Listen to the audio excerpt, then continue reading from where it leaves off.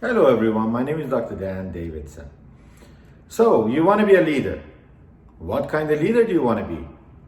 Do you want to be an alpha male or alpha female? What kind of alpha you want to be? Do you want to push everyone down so you're up? So you're on top and everybody else is following you? You want to be forcing everybody else down so you can be the top person? Is that how you want to lead? Do you want to be just the one that's in the front and everybody else is just by force following you? Is that how you want to lead? Have you thought about that? What does it mean to be a leader? What's your purpose? What's your job? Why lead? These are very good questions, okay? And that's the whole point of knowing what is the philosophy of leadership. And in fact, the philosophy of leadership goes back to the caveman times. The philosophy of leadership in humanity goes back to the caveman times, and in fact, it is what's destroying humanity today. Right up until a couple of months ago, we were about to destroy humanity and annihilate humanity with atomic bombs going across the world, okay? Until things de-escalated thanks to Donald Trump and his allies, Elon Musk and a few others, okay? Things were getting really heated. We were facing real serious problems. Why? Because everybody who was in leadership wanted to get their way. Nobody was willing to step down from their position of authority. And they all wanted to be the alpha, the leader. And you can't have everybody be the alpha. Somebody has to step down and say, okay, you know what, I'm gonna just okay, you can have your way. But nobody was gonna do that. And that brings us to the concept of lion pride leadership, okay? There is a concept that I call it the alpha wolf pack leadership versus the lion pride leadership. And everyone that has been hearing me talk about lion pride leadership has been quite interested in knowing more. And it is quite interesting because I think that, and I know that, it is the savior of humanity if we were to have it replace this alpha male, alpha wolf pack leadership philosophy. The alpha wolf pack leadership philosophy was initiated at the caveman times, okay? When they were looking down from their mountaintop, looking at the wolf pack walking by, and they saw that big wolf in the front, and all the other wolves had to by force follow him, or else if another male wolf tried to get ahead of him, that big wolf in the front would definitely fight that other wolf, and either this little wolf was going to get cut into little shreds, or would actually end up putting his tail between his legs and run back behind him. And then these, cavemen say, ooh, that's the way you lead, by force. So nobody dares to challenge you. And the guy that was stronger said, okay, I'm the alpha, like that big wolf. And that became the alpha wolf philosophy of leadership since that time. Okay, and anybody who challenged that big alpha guy was going to lose his life. Boom, over his head. And then rocks were going by, back and forth, and people used to fight over leadership and, authority, and who's the boss, who's the, leader, who's the alpha, and then the fights were, the wars were fought by rocks, stones and sticks, right? They were fought by swords, later on guns, then machine guns, tanks, rockets, now atomic bombs and nukes. Why? Because people want to remain the alpha. The leaders want to hold on to the position of authority, leadership. And they're willing to risk lives of their followers, the land, and the security of their land and people, right? They're willing to let the quality of the water, the nature, everything go to hell, as long as they hold on, nature, everything, as long as they hold on to their position of power. In other words, to them, what's most important is alpha. Who cares about these people? As long as I stay the alpha. I'm willing to sacrifice 5 million people and the whole territory, environment, everything, as long as I stay the alpha. That's the alpha wolf philosophy, and it's been since the caveman times. And still now.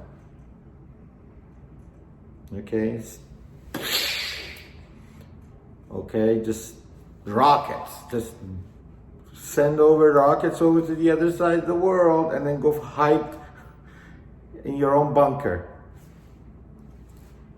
Who cares what happens over there? And who cares how they retaliate over here? I'm in my bunker, I'm hiding. Yeah, nothing's gonna happen to me. I'm still the alpha leader. What happens to them? What happens to my people? Who cares? As long as I'm the alpha. That's the alpha wolf pack leadership philosophy. That's been the alpha wolf pack leadership philosophy for millions of years, since the caveman times. Now, religious wars have been fought because of it. People fought over land, territory, borders, anything you may think of. And that has been the philosophy of leadership in tribes, countries, anything, and still up to today. Leaders sacrifice their people, their territories, their lands, their countries. To them, nothing is more important than holding on to power. Well, that has to end. And how does it end? It gets replaced by what I call lion pride leadership philosophy. And in nature, God did not make the win-lose, because that's a win-lose kind of a philosophy. Who wins? The alpha. Who loses? Everyone else. Everyone has to lose for alpha to win. Where do you see this? In sports. The winner wins, everybody loses, right? All the other teams have to lose for that winning team. In school, you go the first day of school, say, oh, be the best in school, be the best in your class. Everybody else has to be the worst, so you to be the best. Or everybody else has to be less good than you, not as good as you. Lose, win, win, lose. So they teach you from day one in school. Alpha, be the alpha, be the best. And they start training you, this is the way it should be. They give you a star if you're the alpha. So they start teaching you from like the first steps of your training that you got to be better than everybody else. Why? Because that's the way the society's sort of set up. This is the caveman times. Win, lose. But the spiritual society is not like that. God did not create the world like that. God created the world in a win-win way. For me to win, you don't have to lose. For me to win, you do not have to lose. For me to win, in fact, you've got to win too. It's a win-win world. That's a spiritual law. For me to win, you've got to win too. That's true leadership. If I'm a really good leader, the only way I can be a great leader is if I make sure you win. Because that's my job, to make sure you win. If I make you lose, what kind of a leader am I? I suck. I'm a terrible leader. Right? If I make you lose, what kind of leader am I? I'm a horrible leader. The only way I can be a great leader is if I make sure you win. That's how I can be a great leader. Win-win. I win, you win. That's just how it is. That's how being a great leader is. That's a lion pride leadership philosophy, because that's how you see that in nature, in the lion pride. Instead of the wolf, in the lions.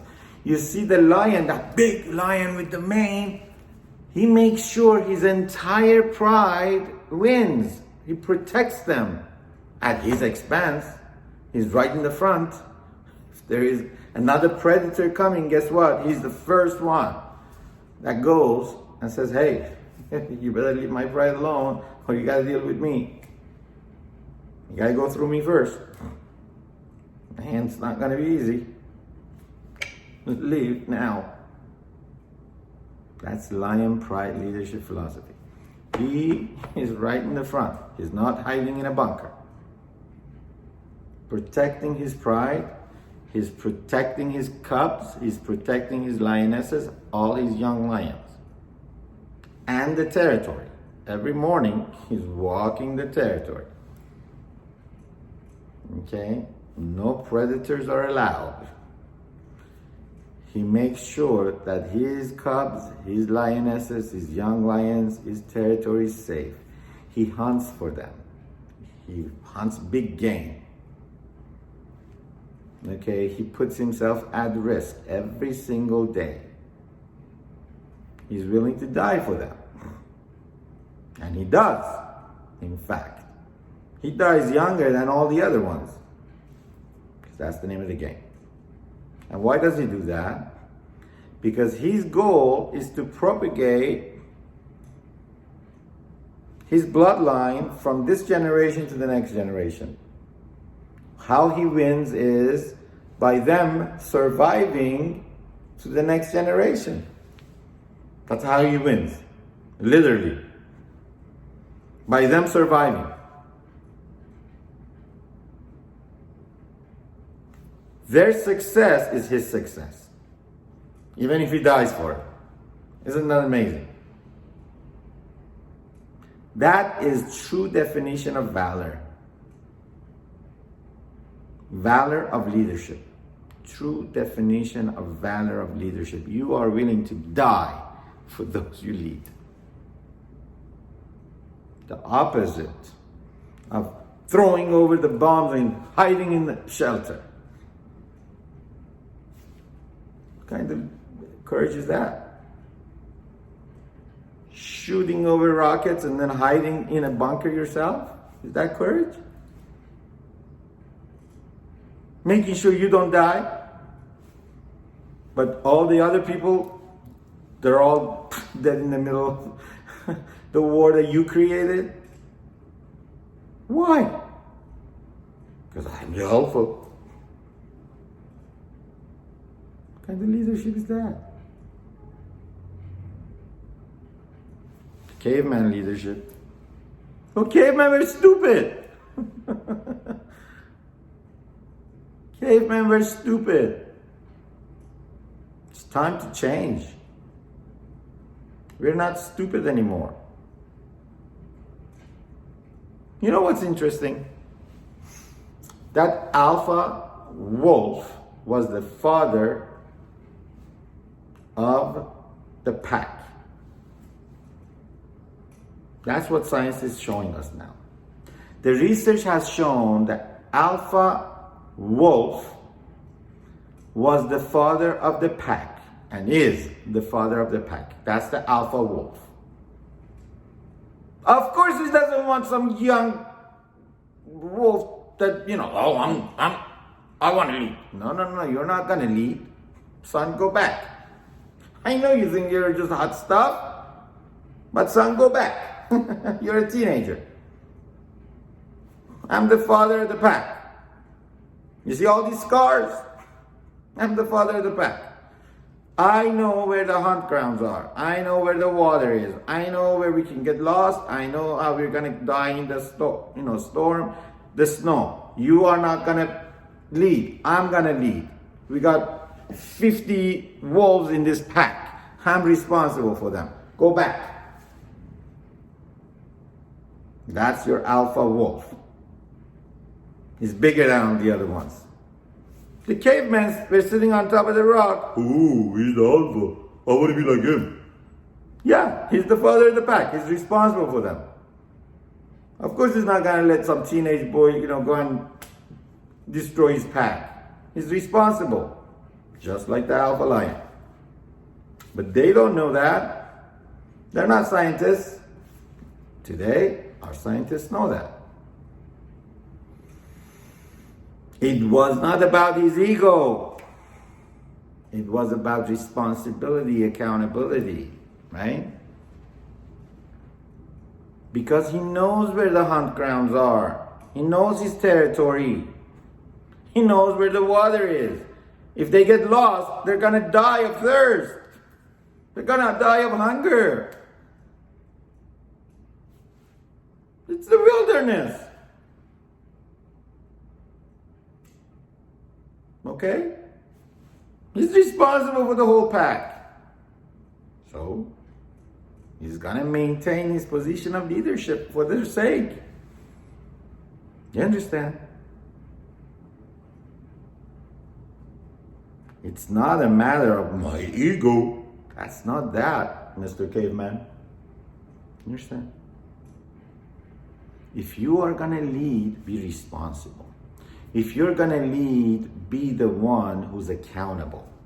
If you're going to lead, be the one that's willing to die for the sake of the others. Take risk for the sake of the others. Be the one who's the forefront instead of going hiding in the bunker while the other guys are fighting up top or dying up top of hunger and starvation while you're stealing their food. Or whatever.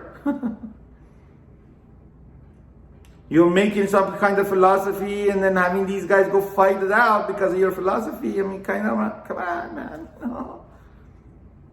A man-made philosophies because I believe, and then you guys got to believe, and then you guys go die for it.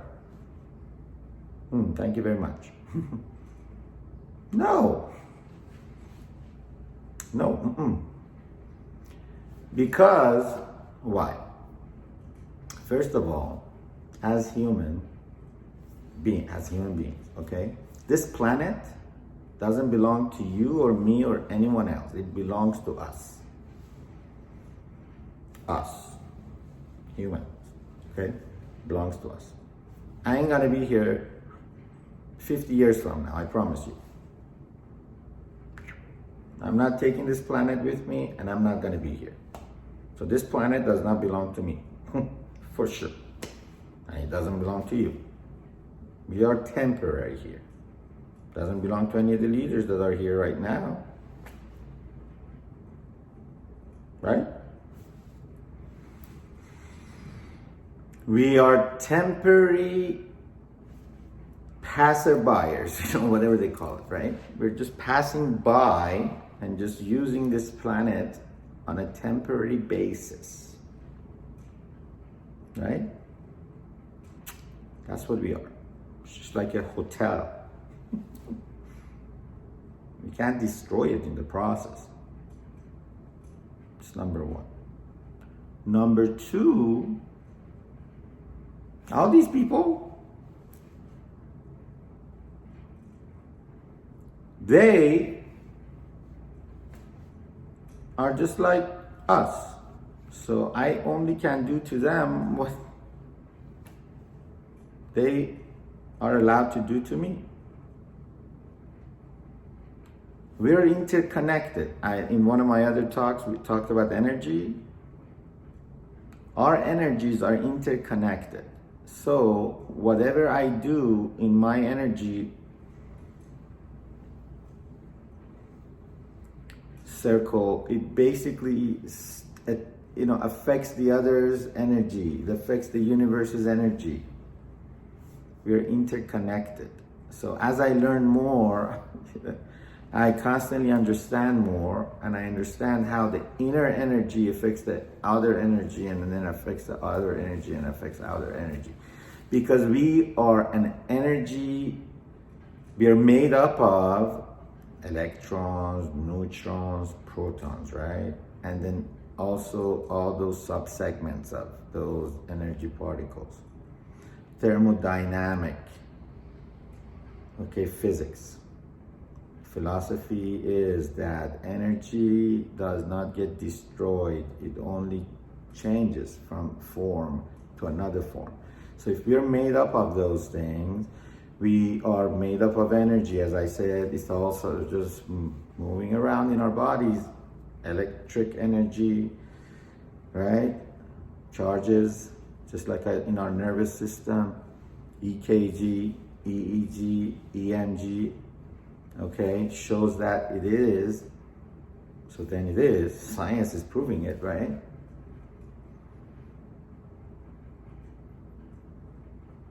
So if it is, it's energy. Scientists out there, right? So if we are just made up of energy, we are connected energetically to the universe. So that means that this whole environment, which is all made up of what? Neutrons, electrons, protons, right? Energy. We're a part of it. We're connected. I'm standing on energy. It just happens to look like it's solid, but it's not. Reality, it's not. It's just more of a condensed form of energy. It's just a matter of how condensed it is. And then when it goes on, under the earth, dirt, it's no longer condensed. Release, back. Right? So the point is, we are all interconnected, form to form, back, intercircle. So we're not so disconnected from each other. We're really, really connected. This entire world we're in, the planet, nature, people, animals, everything is interconnected. I cannot destroy the planet, expect it not to, or part of the planet, expect it not to affect me. I cannot go and destroy the water in one part of the planet, expect it not to affect me. I can't go and, contaminate the earth, expect it not to affect me. I can't do those things. Maybe if I was a caveman, I didn't know that, but today I do. How could I just think that, okay, I'm just gonna go and create a, nuclear holocaust and it's not gonna affect me sitting in North Korea and my people?